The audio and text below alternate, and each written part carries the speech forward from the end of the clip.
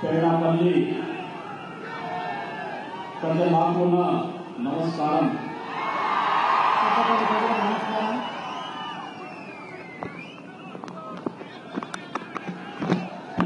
अंधेरी विक्रमनामा तेलुगु संवत्सर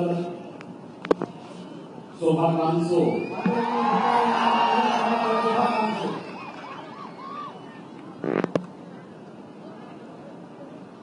भारतीय जनता पार्टी के प्रदेश के अध्यक्ष डॉक्टर के लक्ष्मण जी, नेशनल जनरल सेक्रेटरी श्रीमान मुरलीधर राव जी, संसदीय क्षेत्र के प्रत्याशी श्रीमान एस कुमार जी, पार्लियामेंट के प्रभारी श्री गुजारा रामकृष्ण रेड्डी जी,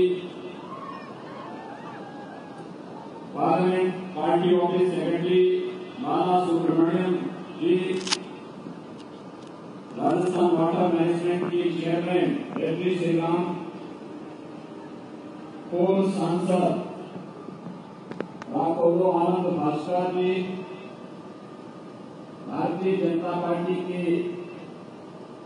पेड़ापल्ली के जिलाध्यक्ष श्री काशिफ लेंगड़िया जी, आज के इस कार्यक्रम में उपस्थित state vice president Shrimati R Murali प्रतिमा,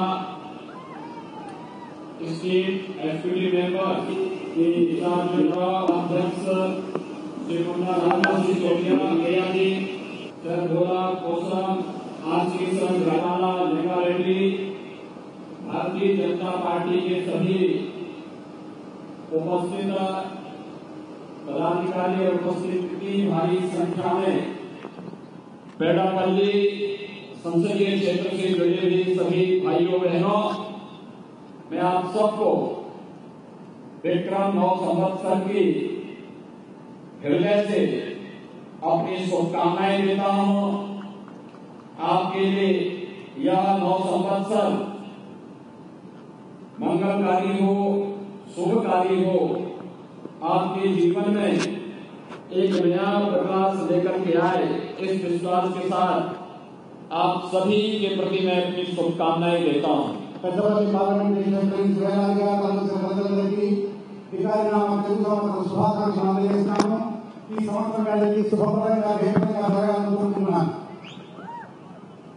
भाई बहनों, तेलंगाना राष्ट्र समिति जो विगत 5 वर्ष से यहां पर शासन कर रही है,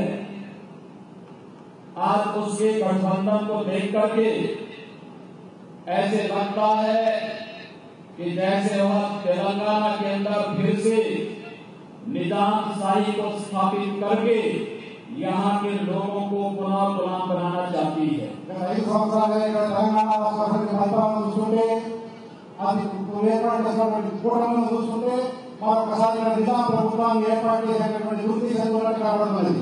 हमें किसी भी स्थिति में टीआरएस के इस षड्यंत्र को सफल नहीं होने देना है और इस दृष्टि से आज भारतीय जनता पार्टी आप सबके सामने आई है कि भारतीय जनता पार्टी हर प्रकार के समाज विरोधी, राष्ट्र विरोधी और किसी भी प्रकार की विकास विरोधी गतिविधि पर पूरी शक्ति के साथ लगाम लगा करके आम नागरिक के जीवन में खुशहाली लाना चाहती है, उनके जीवन स्तर को उठाना चाहती है और इसके लिए आप सब भारतीय जनता पार्टी के साथ जुड़े हैं। मैं आप सबका अभिनंदन करता हूं।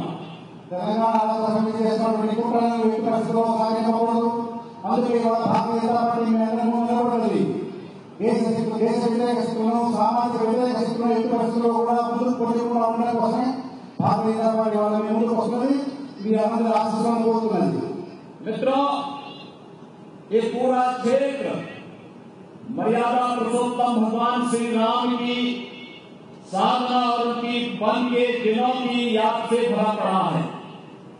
हम सब जानते हैं कि जब मर्यादा पुरुषोत्तम भगवान श्री राम 14 वर्षों के वनवास के कार्यकाल में अयोध्या से निकले थे तो उन्होंने अपना एक महत्वपूर्ण कालखंड इन क्षेत्रों में व्यतीत करके राक्षसी प्रवृत्तियों के खिलाफ इस क्षेत्र को अभय प्रदान करते हुए राम राज्य की स्थापना का एक नया संकल्प इस धरती पर किया था। और इसीलिए मुझे इस धरती पर आकर के और आप सबका दर्शन करके बहुत आनंद की अनुभूति हो रही है। मर्यादा पुरुषोत्तम శ్రీరామచంద్రుడు తన సాధన క్షేత్రంగా ఈ ప్రదేశాన్ని ఎన్నుకున్నాడు. శ్రీరామచంద్రుల వారు 14 సంవత్సరాల పాటు అరణ్యవాసం చేసినప్పుడు ఇక్కడ నిలబడి ఇక్కడి నుంచే రాక్షస సంహారాన్ని శక్తిపూర్ణ సంపాదించుకున్నాడు. అటువంటి పవిత్రమైన ప్రదేశంలో రావడం మీ అందరూ దర్శనం చేసుకోవడం నాకు ఆనందంగా ఉంది. मर्यादा पुरुषोत्तम भगवान श्री राम से जुड़े हुए यहाँ के पवित्र स्थल आज भी इस बात का आभास हमें कराते हैं। और यही कारण है कि कांग्रेस के समय में जो रामाकुंडम का फर्टिलाइजर कारखाना बंद हो चुका था, श्री नरेंद्र मोदी जी के प्रधानमंत्री बनने के बाद रामाकुंडम में 5,500 करोड़ रुपए की लागत से नया फर्टिलाइजर कारखाना की स्थापना हो रही है, जो इस क्षेत्र में किसानों को न केवल आसानी से फर्टिलाइजर उपलब्ध कराने और इस क्षेत्र के नौजवानों के लिए नौकरी और रोजगार के साथ साथ यहाँ पर विकास की ढेर सारी संभावनाओं को आगे बढ़ाने के लिए बहुत अच्छा प्रयास है। और इस दृष्टि से मैं एक बार पुनः नरेंद्र मोदी जी के नेतृत्व की भारतीय जनता पार्टी की सरकार के द्वारा इस क्षेत्र के विकास के लिए प्रारंभ किए गए इस अभियान के लिए आप सबको हृदय से बधाई देता हूं, आप सबको अपनी शुभकामनाएं देता हूं। శ్రీరామచంద్రుడు నడయాడినటువంటి ప్రాంతంలో రకరకాల రామవనంలో ఎరువుల ఫ్యాక్టరీని మూసేశారు. నరేంద్ర మోదీ గారి ప్రభుత్వం వచ్చిన తర్వాత 5,500 కోట్ల రూపాయలతో రామవనంలో ఎరువుల ఫ్యాక్టరీని నిర్మించాము. అభివృద్ధి దిశగా అనేక రకాలైనటువంటి కార్యక్రమాలు చేస్తున్నాం. అభివృద్ధి చెందడానికి కావాల్సిన అన్ని వనరులు కూడా ఈ ప్రాంతంలో ఉన్నాయి. అక్కడ రామవనం ఎరువుల ఫ్యాక్టరీ తెరవడం ద్వారా ఇక్కడ ఉపాధి అవకాశాలు పెరిగినాయి. అటువంటి అభివృద్ధి దిశలో ప్రయాణం చేస్తున్నటువంటి నరేంద్ర మోదీ గారి ప్రభుత్వానికి మద్దతుగా నిలుస్తున్నటువంటి మీ అందరికీ కూడా ధన్యవాదాలు తెలుపుతున్నాను. मित्रों, कांग्रेस पार्टी हो या टीआरएस, इन दोनों के हाथ देशद्रोहियों के साथ हैं। ये लोग उस हर गतिविधि को प्रश्रय दे रहे हैं जो आपकी सुरक्षा और हमारे इस बड़े देश भारत की सुरक्षा के लिए खतरनाक है। उन लोगों के साथ इनके हाथ जुड़े हुए हैं। कांग्रेस का भी हाल ही में घोषणा पत्र इस बात को प्रमाणित करता है। तो टीआरएस की यहाँ के सहयोगी दल एआईएमआईएम जो अपने आप में भारत विरोधी वक्तव्यों के कारण, भारत विरोधी कृत्यों के कारण जाना जाता है, उन सबों के साथ इन दोनों दलों का गठबंधन भारत की सुरक्षा और तेलंगाना की सुरक्षा के लिए गंभीर संकट खड़ा करने वाला है। కాంగ్రెస్ పార్టీ టీఆర్ఎస్ పార్టీ రెండు కూడా దేశ వ్యతిరేక శక్తులతో కుమ్మకవుతున్నాయి. ఇటీవల కాలంలో కాంగ్రెస్ పార్టీ విడుదల చేసినటువంటి మేనిఫెస్టో చూస్తుంటే దేశ వ్యతిరేక శక్తులకు ముఖంగా ఉన్నది. అట్లాగే ఇక్కడ టీఆర్ఎస్ ప్రభుత్వం దేశ భద్రతకు విఘాతం కలిగించేటువంటి ఆంధ్ర ముస్లిం ఐఎంఐఎం పార్టీతో కుమ్మకైంది. దేశ వ్యతిరేకంగా ఇస్తున్నటువంటి ప్రజలకు టీఆర్ఎస్ పార్టీ మద్దతు పలుకుతున్నది. ఈ రెండు పార్టీలు కూడా దేశ భద్రతకు జాతి సమైక్యతకు కూడా భంగం కలిగిస్తున్నాయి. कांग्रेस पार्टी ने अपनी सरकार के समय इस देश के सेना के जवानों के शौर्य और पराक्रम का परिचय नहीं देने दिया था। कांग्रेस ने हमारे वैज्ञानिकों के हाथ बांधे हुए थे।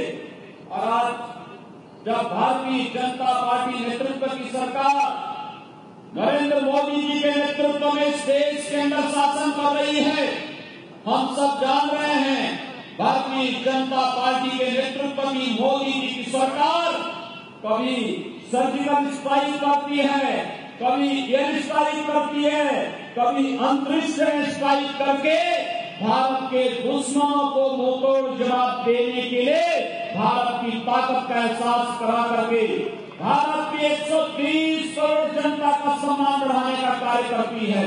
और इसीलिए तो आज पुनः एक बार फिर मोदी सरकार के भाव के साथ हम सबको कार्य करना होगा। కాంగ్రెస్ పార్టీ ఏనాడు కూడా మన సైనికులు శక్తిపాల వారిని ప్రశ్నించేందుకు అవకాశం ఇవ్వలేదు. మన శాస్త్రవేత్తలకు అవకాశం చూపించేందుకు అవకాశం ఇవ్వలేదు. నరేంద్ర మోదీ ప్రభుత్వం వచ్చిన తర్వాత ఒక్కొక్కసారి సర్జికల్ సైట్స్, మరొకసారి ఏరియల్ సైట్స్, లేకపోతే ఇంకొకసారి అంతరిక్షంలో కూడా మన శక్తిని ప్రదర్శించి భారతదేశం యొక్క శక్తిపాలను ప్రదర్శించింది. భారతదేశ రక్షణ కోసం చెప్పి నరేంద్ర మోదీ ప్రభుత్వాన్ని మరొకసారి ఎన్నుకోవాల్సిందిగా నేను మనందరినీ విజ్ఞప్తి చేస్తున్నాను.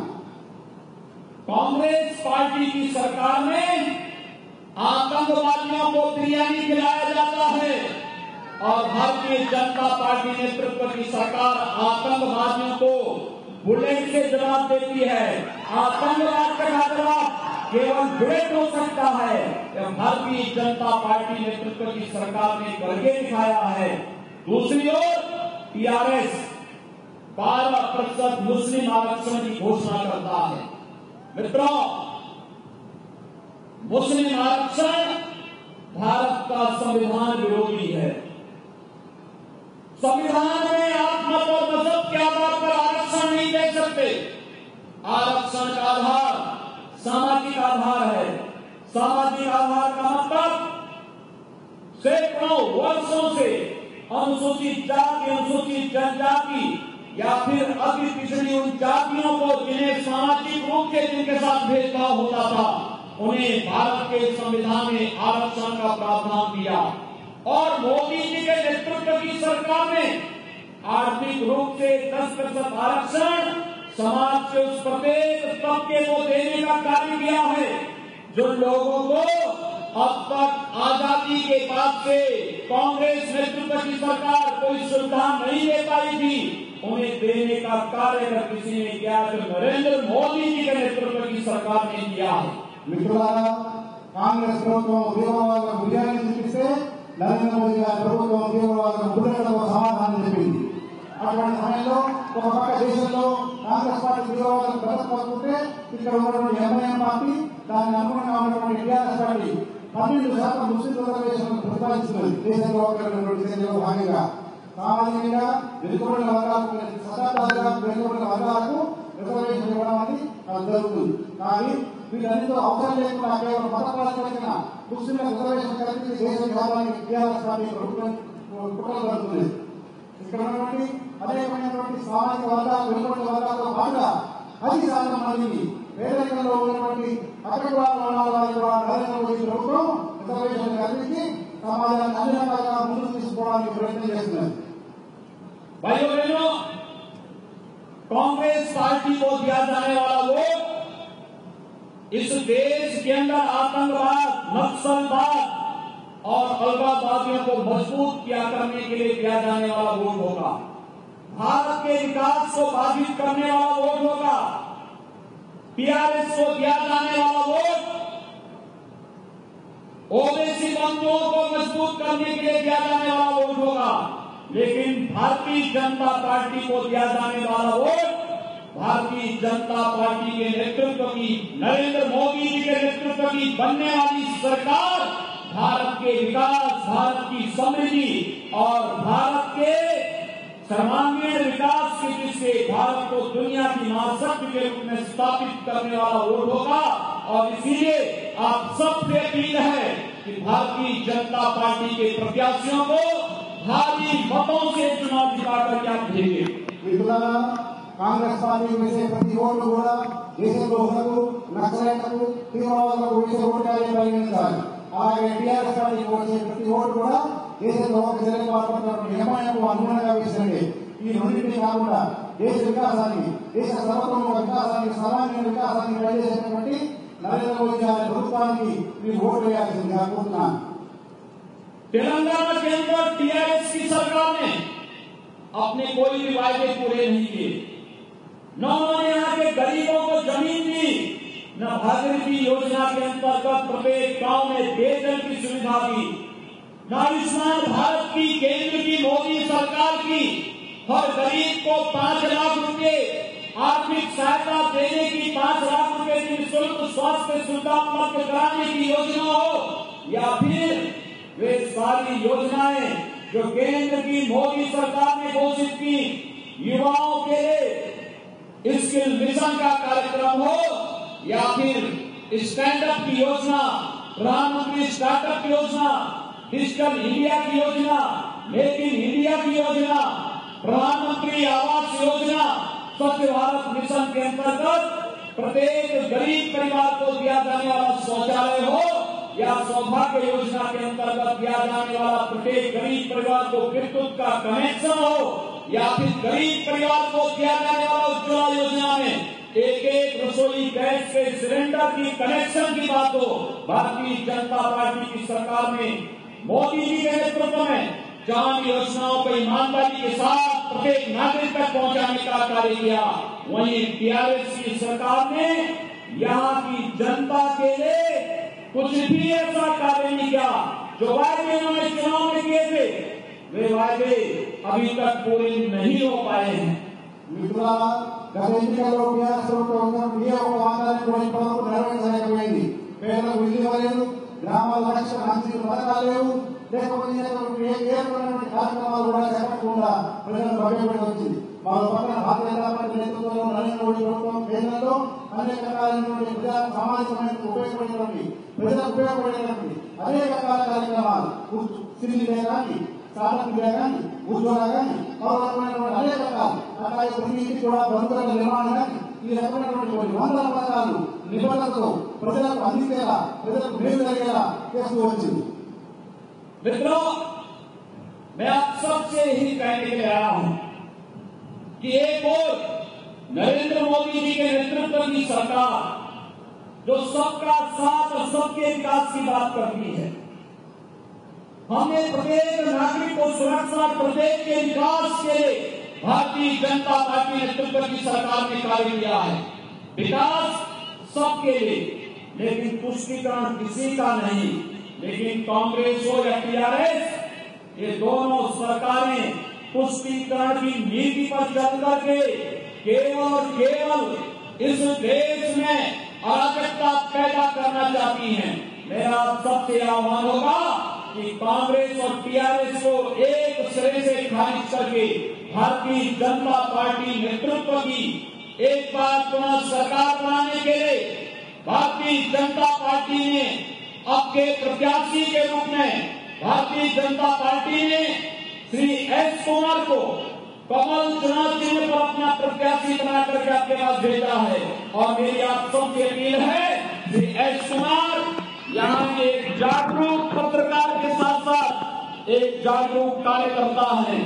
या आपके बीच में रह करके केंद्र सरकार की योजनाओं को सीधे आप तक पहुंचाएंगे, और इसके भारतीय जनता पार्टी जीतेगी तो भारत की 130 करोड़ की आबादी जीतेगी। इसलिए भारतीय जनता पार्टी को चुनाव जिताने के लिए आप श्री एस कुमार को अपना सहयोग और समर्थन दें। మిత్రులారా, భారతీయ జనతా పార్టీ నేతృత్వంలో నరేంద్ర మోదీ ప్రభుత్వం సబ్కా సాథ్ సబ్కా వికాస్, అందరితో అందరి కోసం అనే అభివృద్ధి అనే నినాదంతో పనిచేస్తుంది. ఇదే సమయంలో మిగతా పార్టీ వ్యక్తిగతమైన స్వాతంత్రమైన అభివృద్ధి స్వాతంత్రంతో కూడినటువంటి కార్యక్రమాలు చేపడుతున్నారు.